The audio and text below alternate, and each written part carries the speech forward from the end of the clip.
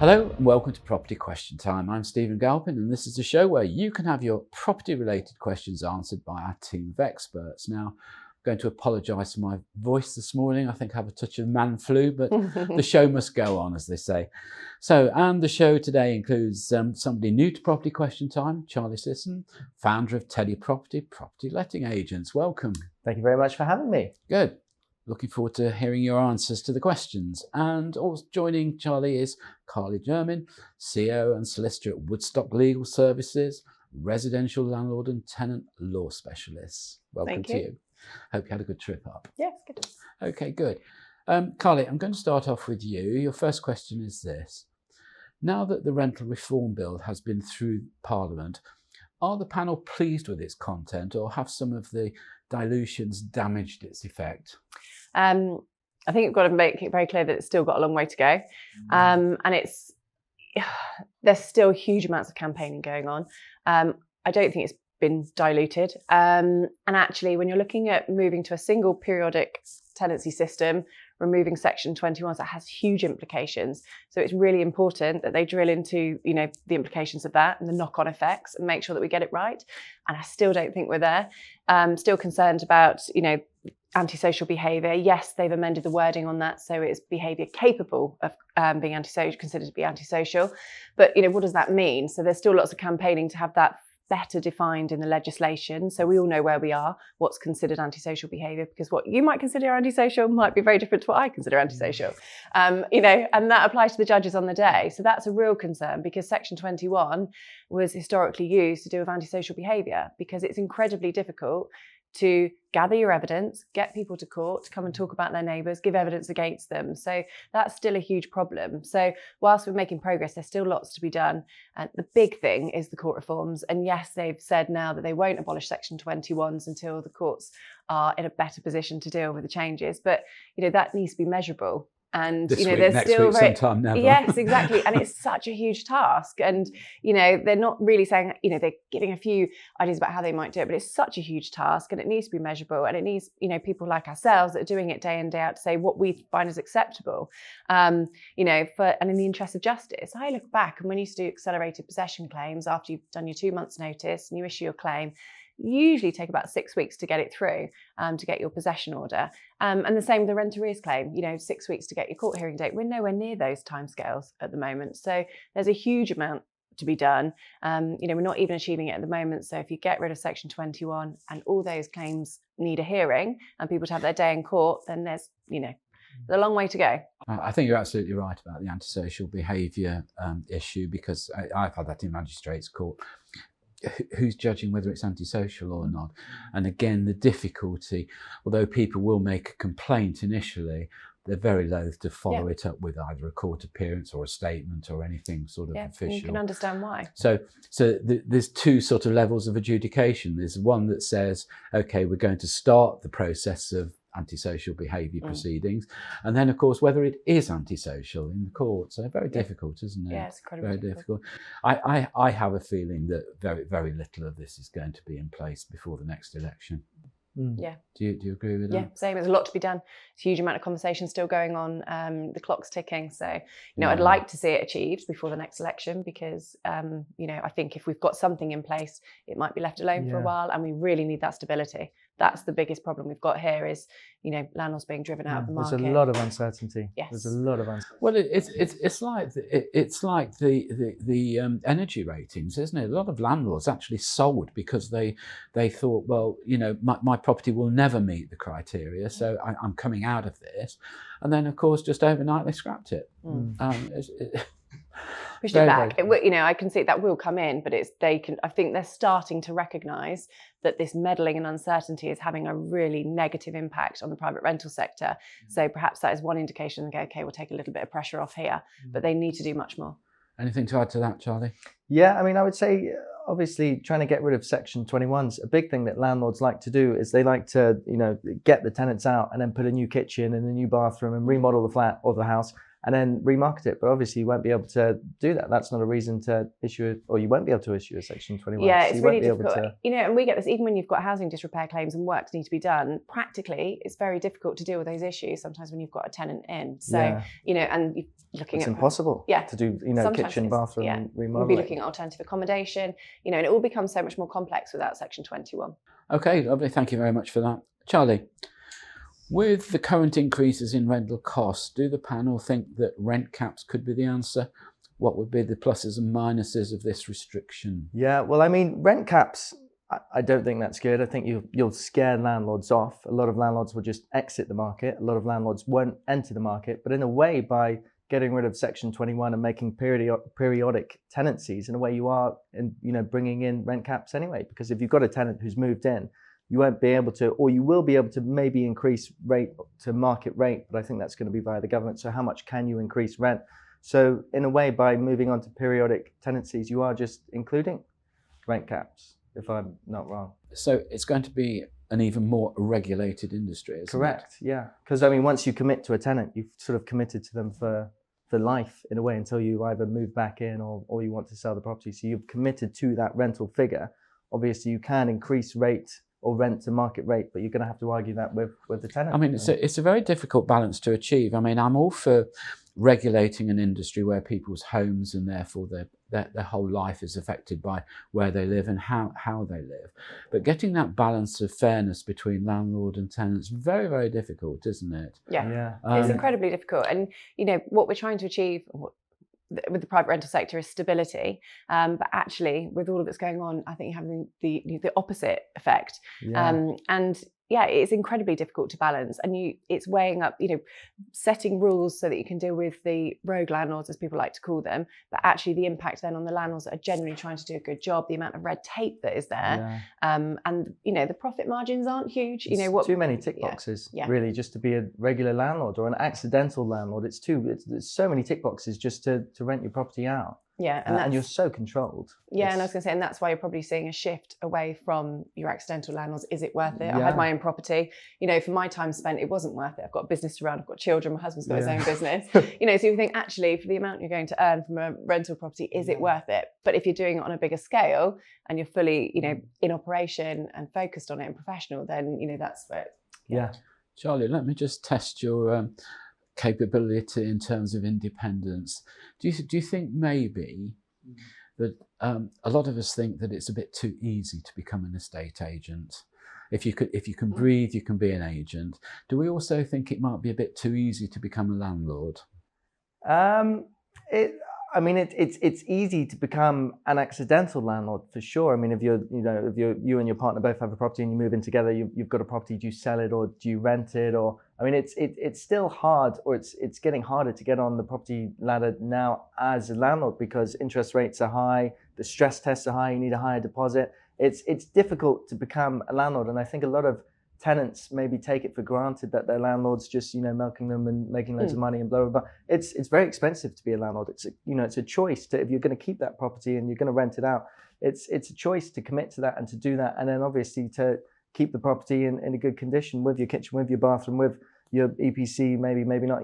There's a lot of things to do to be a successful landlord. So I think it's a lot harder than people think. Yeah, and just to add to that as well, it would be a shame if you lost these accidental landlords, because actually that would leave properties temporarily empty.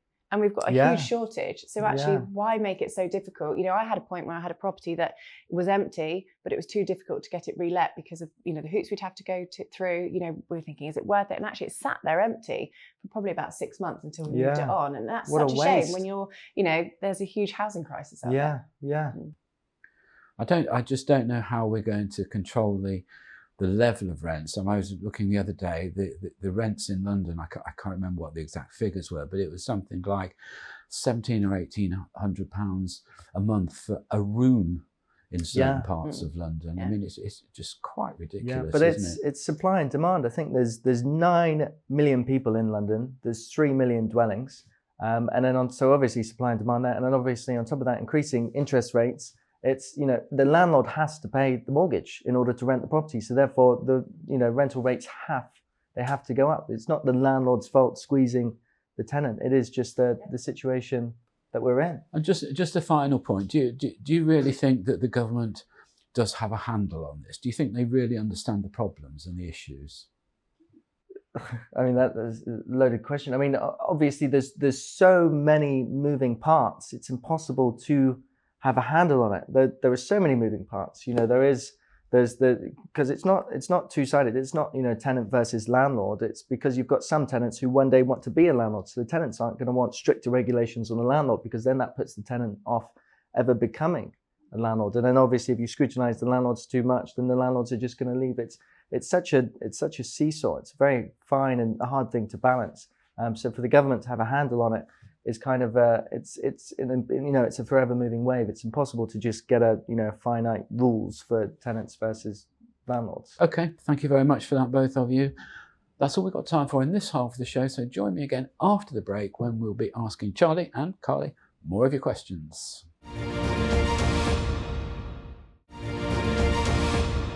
Hello and welcome back to part 2 of Property Question Time. I'm Stephen Galpin and I'm joined by Carly Jermyn and Charlie Syson. Welcome back, guys. Thank you. Thank you.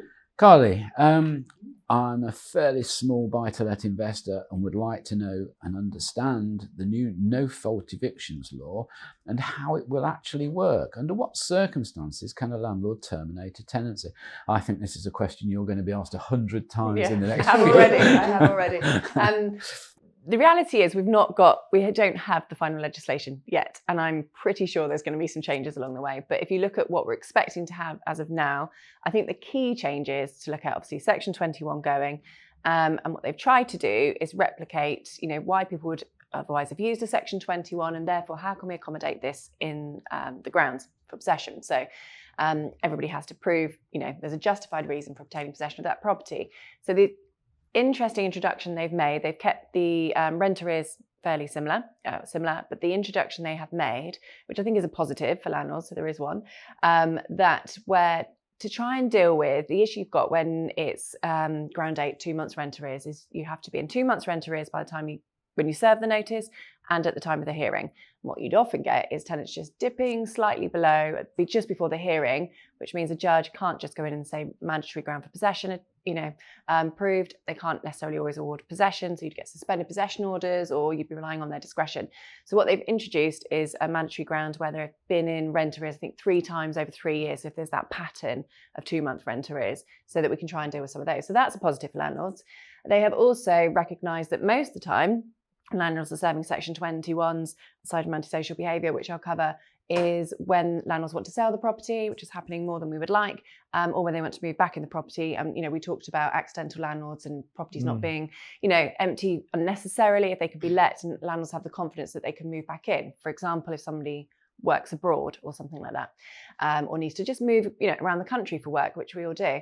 So they're the key ones. And then obviously antisocial behaviour, they're really focusing on that. That's going to be their biggest challenge. They've broadened the definition, like I mentioned already, about it being capable of being considered antisocial behaviour. So they're the main grounds, other than the existing ones you've already got. Okay. And just in your experience, having a great experience of this sort of litigation over the years, is it going to be better? Is it going to be better for the landlord? I think, depending on court reform, if the courts were fully operational and were fantastic institutions that we could all rely on and dealt with these cases swiftly, I actually wouldn't have a problem with it. My only concern would be the antisocial behaviour, because actually the grounds do cater for every other reason a landlord's ever come to me and said, I want to gain possession of my property. So that's not a concern. The concern is landlords not having their evidence together, not have their documentation together. That's going to be incredibly important. It's already important with Section 21 because they have to have all their pre-tenancy documents in order. I think lots of landlords and lawyers would be happy to see the back of that. But it's really important that landlords have great systems and processes so that if they come to somebody like myself and say, look, I need to gain possession, I can go, right, okay, neat and tidy rent schedule, tenancy agreement's all in order, all of your documents are there. I can confidently go in a 15-minute hearing once I get that hearing and get you possession. And the same if you're moving back in, can you demonstrate that you are moving back in, the right notice has been served. So I mean, lots of, there's hurdles they need to go through. They need to be organised, systems, processes and evidence. If they do that, aside from the court issue, I don't see it as a big problem. regarding the court issue, is it your view? I know we've discussed this before, but is it your view that maybe the county court isn't always the right place for these hearings? I don't necessarily think so. I think wherever these hearings are held, whoever adjudicates on them, it's about training when this new law comes in and making sure that everybody that sits on a housing possession claim fully understands that law, because unfortunately, I've been in hearings and I'm thinking, I don't think this judge really understands the legislation. They may have been doing family cases earlier. So, they either need to be more specialised or they need to be up to date with the training, and there needs to be more of that. But it's more to do with the infrastructure. The systems and processes are archaic compared to what we're all working with. So they're hugely out of date. And I don't think there's been any real investment for a very long time. So there's a huge amount of investment that's needed. Yeah, I understand. Anything to add to that, Charlie? It's just going to be, how much is it going to cost landlords potentially to get tenants out, and how, I guess proving that you are moving back in, or, proving your reason to gain. Yeah, I mean, legal fees, if these claims aren't defended, don't need to be huge. Most firms do offer these on a fixed fee, and I can't see that hugely changing with these new grounds coming in. But whether you see more defended claims, because a Section 21 notice has been served, tick box, is very different to somebody saying, well, actually, I dispute that I was in arrears. They may have said I made cash payments, or you see everything, or just. You have to go and prove your ground in court. So if they're more defended ones, that is likely to increase costs for landlords. Okay, Charlie, your question. The rental market seems to be exploding price-wise. Can I ask the panel what they think it will take to ease this strain on renters' finances? I know that increased housing stock would help, but that takes years. Are there any other solutions? Yeah, good question. I think rental prices are exploding because it's just a lack of stock. A lot of landlords are leaving, and I think the landlords that are still there are having to increase rates because obviously mortgage rates are up. And then on top of that, it's like a crazy bidding war, isn't it? Because there's so many tenants for every one property that they are all just paying up and up and up. The solution, I think, is obviously more landlords. I don't know if you need to build more or make more properties, but it is more landlords entering the market, which is, making it easier for landlords. Interest rates need to come down, something with deposits maybe, but the more landlords equals more supply equals you're going to service the demand. Charlie, I know your business in particular concentrates and derives its income from, shall we say, less common form of leases and occupation agreements. Do you think perhaps we've reached a stage where I worry a little bit that these new longer leases that, nicely give security to tenants, but it also ties a tenant into quite a high rent for quite a long time, doesn't it? Mm. Whereas some of your, I don't know what the word is, short lets and agreements would allow them to take a very short-term view of whatever they were going to let, and therefore perhaps not make such penal commitments. Allow them to move with the market, hopefully in a downward way. Yeah, exactly. We get a lot of our tenants do just take a place for 1, 2 or 3 months, either they're doing works or either they've moved to London for a job or internationally or whatever. So it is quite nice to hunker down and get a base that's not a hotel that's ridiculously expensive. If you can rent somewhere for a couple of months while you explore the market, while you explore different areas or whatever, and then you can make a more committed move. Because you're right, the market at the moment is crazy. So if you take the wrong step, you will lock yourself into a 2-year lease paying extortionate rents, which is, a lot of people are doing that. I mean, if we go back to this sort of European sort of ethos, I asked somebody in Germany if they own their own property, and they say, "You're mad! What are you buying a property for? Why don't you rent? Because you can move every few months. If you don't like the view, you can change it. If you don't like the area, you can change it." Yeah. I just feel we're just entering a stage where renting in particular is just going to be so expensive, so unattractive in terms of commitment, and not that attractive for landlords either.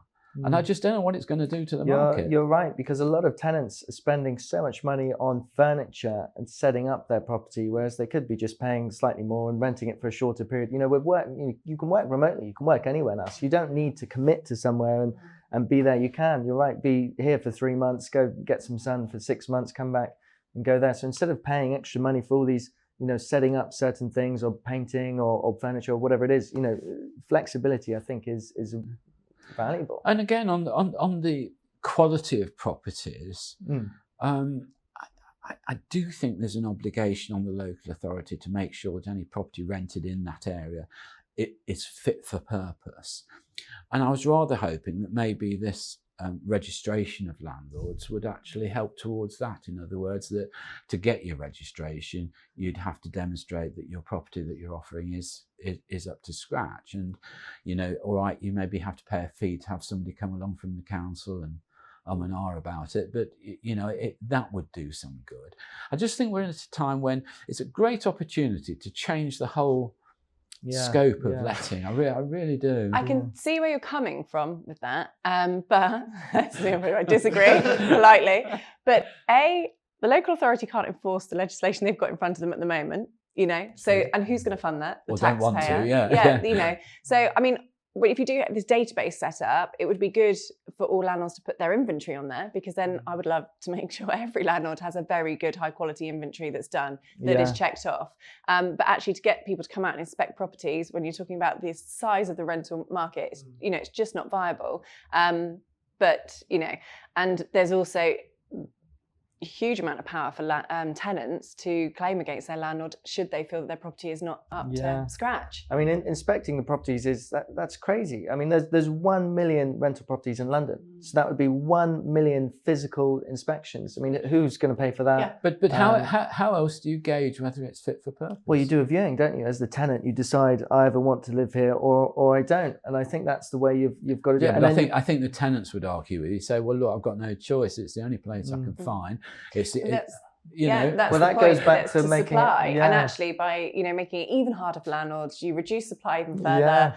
That means that it's not a competitive it's a vicious circle. I think you need more landlords. You need to make it easier for landlords to enter the market, and then you're going to have more supply, and then the landlords are going to compete on quality on what they're offering. Whereas at the moment, you can stick anything on, and people are forced to rent. We've got to remember that with the legislation as it's currently proposed, tenants will be able to walk with their feet because they will have too much. I know the issue is they may not have anywhere else to go, but they will be able to give notice. So if you can sort out the supply issue by making it more stock, but making it a better place for landlords to invest, a safer place for them to invest, then tenants will be able to walk with their feet, which is the intention of the legislation. But at the moment, they're not going to be able to because there's nowhere to walk to.